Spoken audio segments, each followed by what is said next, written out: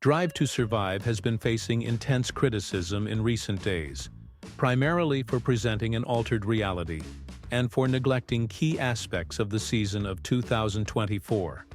Max Verstappen has already expressed his discontent with the program, and recently further fueled the debate when commenting on a photograph of himself at the Grand Prix of Miami.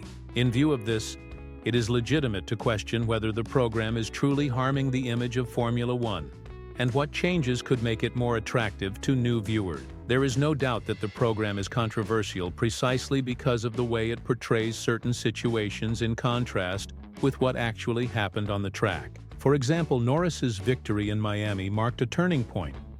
On that day, Verstappen actively participated in the celebrations alongside the Brit, and there are records of moments of relaxation between the two.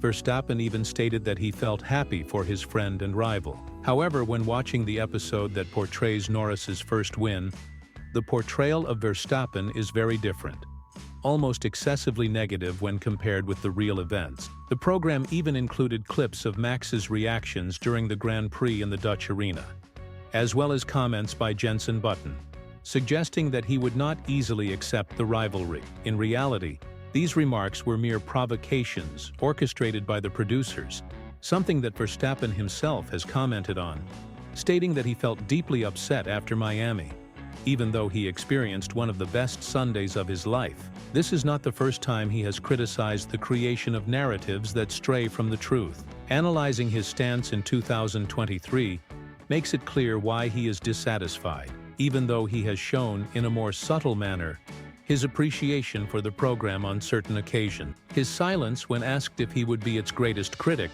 reveals that his view remains unchanged. It is undeniable that, as a television production, Drive to Survive needs to increase its dramatic flair in order to attract new fans. However, distorting the facts to the point of misrepresenting reality crosses limits that should not be exceeded. Many fans claim that the way Max was portrayed in one episode is precisely why they do not follow the program or take it seriously. Unfortunately, this is only one of many cases of stories being altered by the producers. We are only at the beginning. When watching the episode that shows Russell taking the lead at the Mercedes team after the hiring of Antonelli, you will notice a curious detail. The disqualification is not even mentioned. Although Russell won the race thanks to a strategy involving a single pit stop and demonstrated exceptional defensive skills against his teammate Hamilton, his car was not in compliance because it weighed less than permitted, which resulted in his disqualification. To Russell, he remained the true winner, and Wall stated that this penalty did not change his opinion regarding Russell's promotion to the role he will assume from 2025 onward. In reality, the winner of the Belgian Grand Prix was Hamilton, and omitting that fact highlights the need for the directors to pay attention to such details. Other important stories were not even addressed in the last season of the program, which ultimately damages its credibility. Imagine someone who has never followed a single race and, based solely on Drive to Survive, believes that the Belgian Grand Prix ended with a first and second place finish for the Mercedes team. This is a serious issue that needs to be resolved as soon as possible,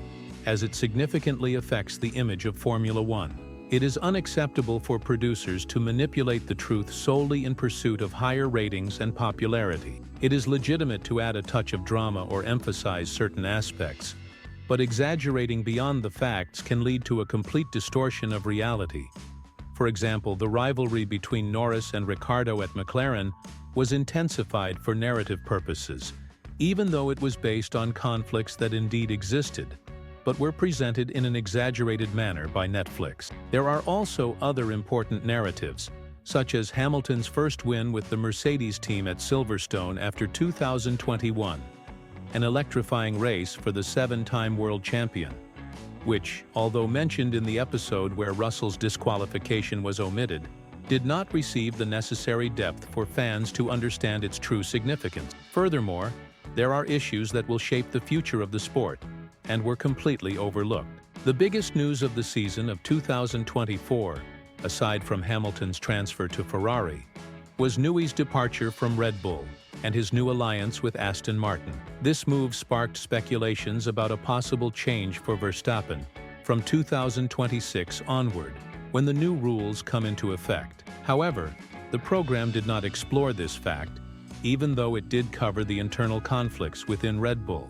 What was left out was the decisive role that the departure of professionals such as Wheatley and Courtney played from the beginning, as well as not giving proper attention to Adrian, considered one of the greatest strategists in the sport. The lack of clarification regarding his decision to change his environment after 20 years disappoints true Formula One enthusiasts. Moreover, Newey, now a highly influential figure at Aston Martin, arouses curiosity about the terms of his contract and the reasons that led him to accept such conditions, topics that fans are eager to learn about. Additionally, the debut of a rookie driver in Saudi Arabia, a race in which a young driver proved to everyone that he is the future of Formula One, was treated superficially. This same driver, who has already scored points with 2 different teams in one season, a historic achievement, as he also scored points with Haas in Baku, did not receive the due attention from the program's director. It is clear that the discontent among fans regarding the direction of Drive to Survive is growing. Whether you choose not to follow the program or not, there is a segment that feeds exclusively on this distorted information.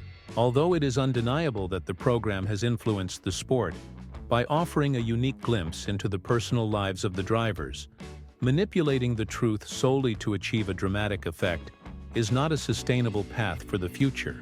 In light of all this, what is your opinion of the 7th season of Drive to Survive? More importantly, do you believe that these mistakes should be discussed in greater depth? Leave your comment, and if you want to know more about the possible lineups for Cadillac from 2026 onward, check out the video that is currently being shown on your screen.